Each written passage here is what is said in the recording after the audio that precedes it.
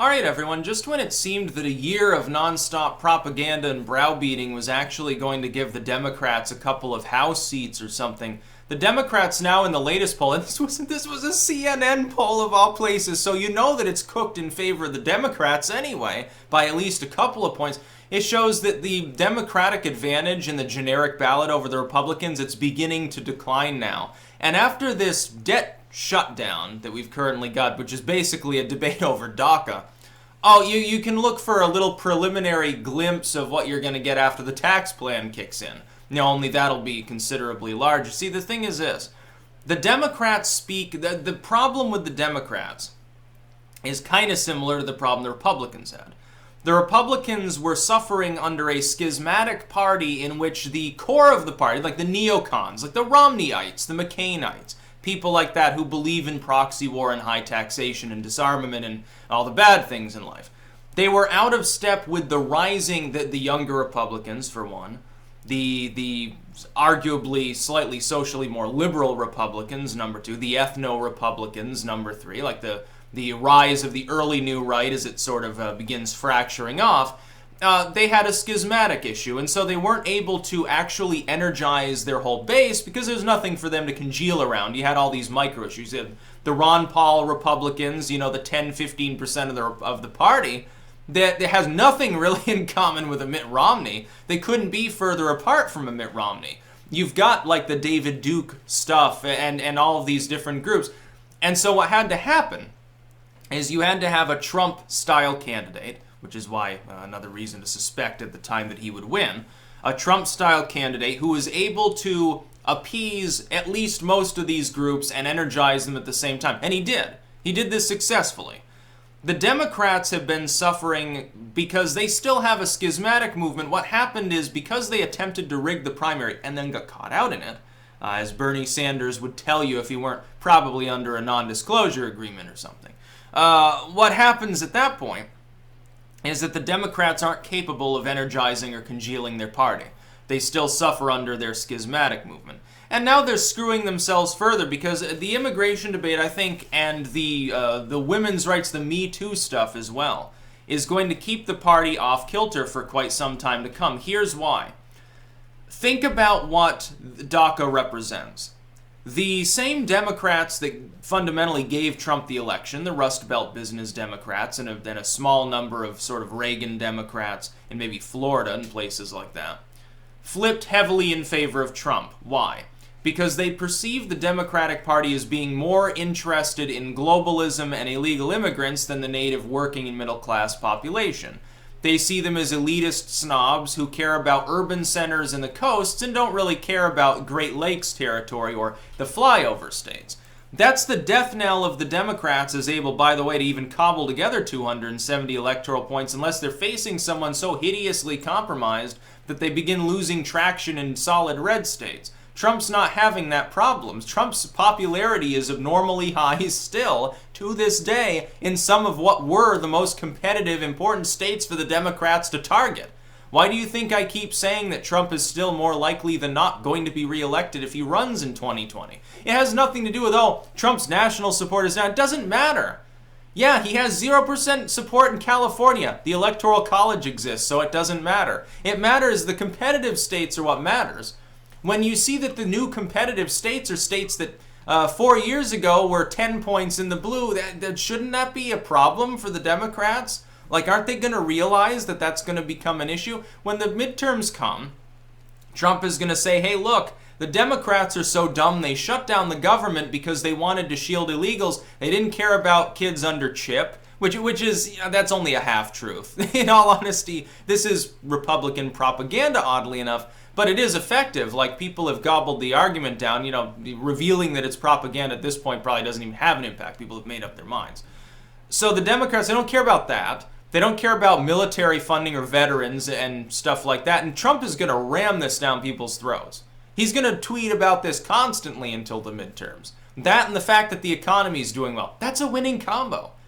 Democrats cast off as a party that doesn't care about anything other than the illegal immigrants. That's not a good strategy to employ. The Democrats have almost, by the way, voluntarily owned the title being fed to them by Trump. They think it's a brand of honor. They come out and say, yes, we care about the illegals. That's not the point, though. You're not understanding the perception behind reality. You're not understanding how people perceive you.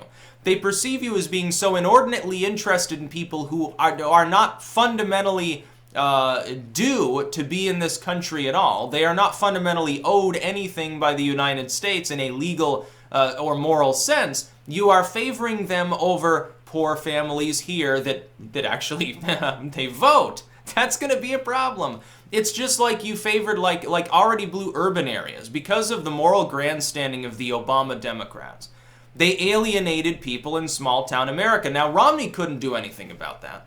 Small town America looked at Mitt Romney and said, oh, yeah, another generic, boring machine politician with a lot of money. But then they saw Trump and they said, well, Trump is anti-PC like me. And he wants to build a wall. That sounds good. And he wants to deport people that, are fucking the economy up. Now, that's not what actually happened to the Rust Belt. It's more of a southern border problem for the most part. But it does play into that general strategy, that general perception behind the reality. And the big part, and this is where the Republicans, like the Trumpites, are absolutely true, and the Democrats are absolutely almost suicidal as a party, is that the Rust Belt never experienced an Obama recovery. Small town America and the Rust Belt, that was, it was literal swing territory. The urban areas are blue, the farming communities are red, and then in between you got little towns and some of the suburban districts that are competitive. They began to lead more and more heavily red through the campaign. Hillary Clinton ignores this, doesn't even want to talk about it, and basically casts those people off as racists. Oh, these evil white, small towners that want their jobs back. Oh, how idiously racist can you be, says Hillary Clinton. When she makes the deplorable comments, what voting blocks do you think were being referred to? Specifically, those voters. I wonder why they didn't vote for Hillary Clinton and the Democratic Party. I wonder why the Democrats, despite facing off against someone who for months they cast off as really, really weak, really, really stupid, didn't know how to even speak, basically. I wonder why they lost so many statewide elections, too. A bunch of governor's seats, a bunch of houses and Senate seats within the states. The fact is that Trump needs to gain a couple of approval points before the midterms for the Democrats not to be able to capitalize upon his low approval at all. It won't matter at that point, because that'll drag the generic ballot up in favor of the Republicans. The gap is not horribly substantial anyway when you consider that a lot of those seats are basically safe. The Republicans can have a 5-10 point deficit and still win half of those seats. The Democrats aren't going to be able to take back the House with those numbers.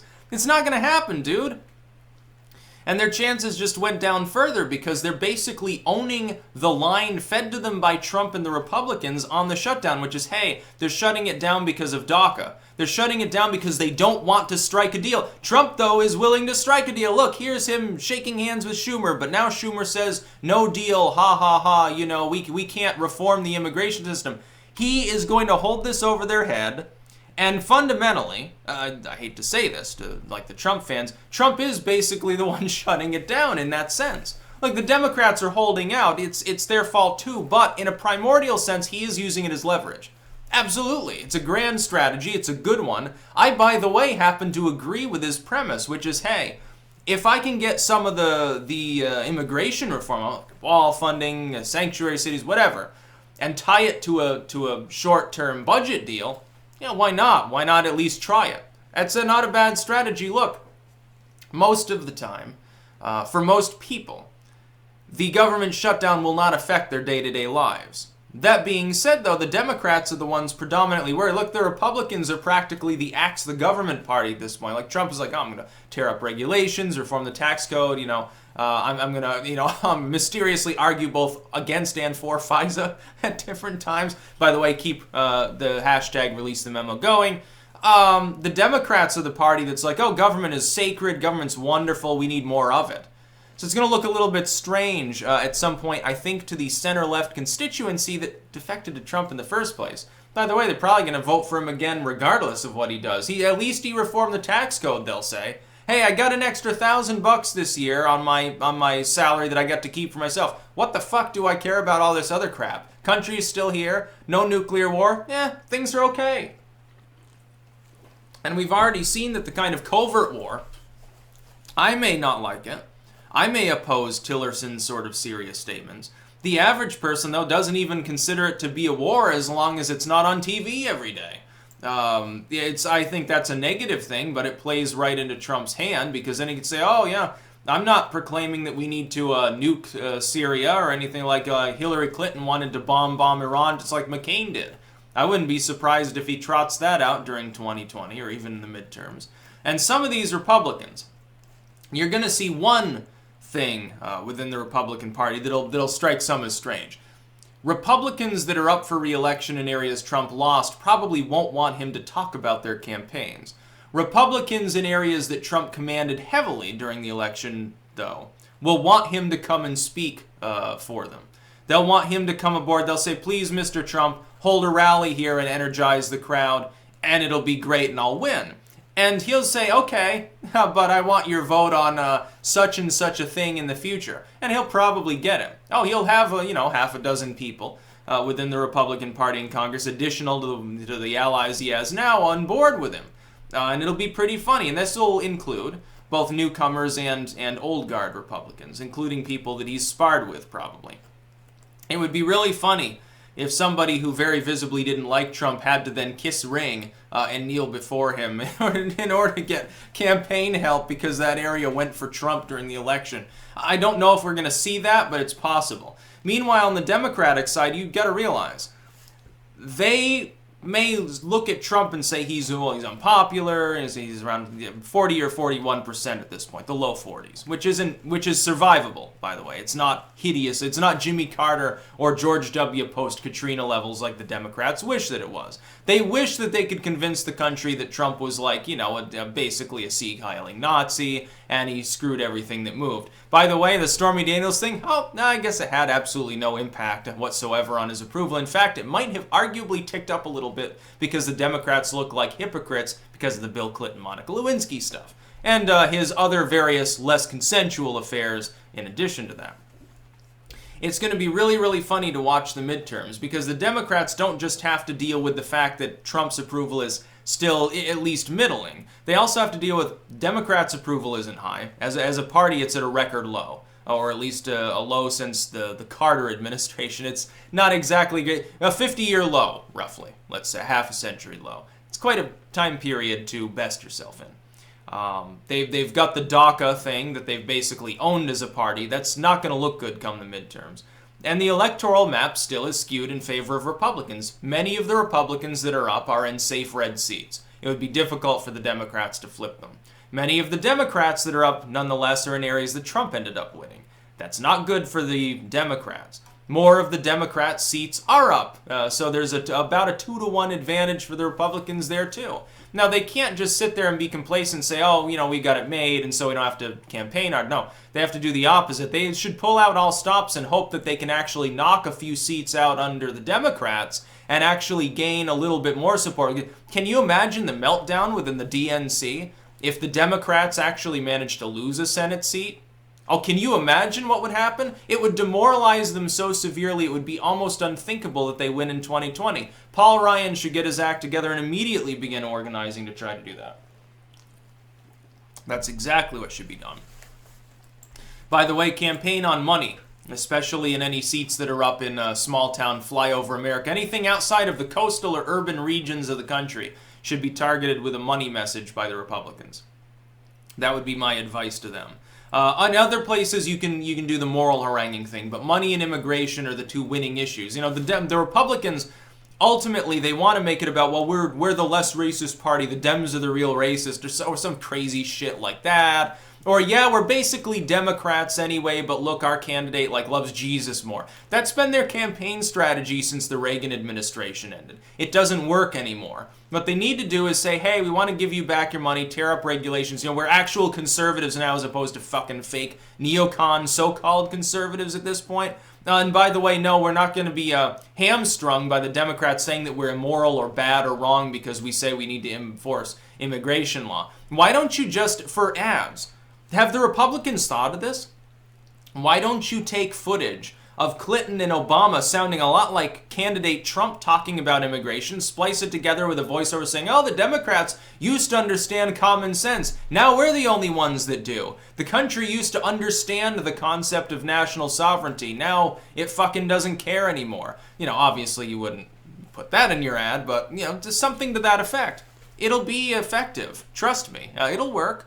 And Trump can flesh it out. Look, he made it work on a national stage against someone who raised almost $2 billion and called him all sorts of names, attacked his fans, and had the blessing of every major corporate and bank endeavor in the whole fucking world. Clinton was the first truly multinational presidential candidate, the first truly fully globalized political juggernaut that we've seen, and she got laid waste to. That's a good thing for the Republican Party if it's willing to embrace the kind of mild populism Trump offers. It doesn't need to go way out into the far right. It just needs to actually be conservative in order to win back a hell of a lot of some millions of voters in flyover America that'll buff up the party. Then again, as someone who's not a Republican, I mean, ultimately I'm ambivalent. It's about issues for me. But when I look at the issues Trump raises, they are better than the issues raised by the Republicans, you know, as little as 4 years ago, or any Democrats even today. Kucinich, as a true progressive, I have more respect for Kucinich, who is trying to run for the governorship of Ohio, and if I was there, I would definitely vote for him. I have more respect for Dennis Kucinich, who's a little bit nutty and calls himself like a Sanders progressive. More respect for him than anyone in the DNC.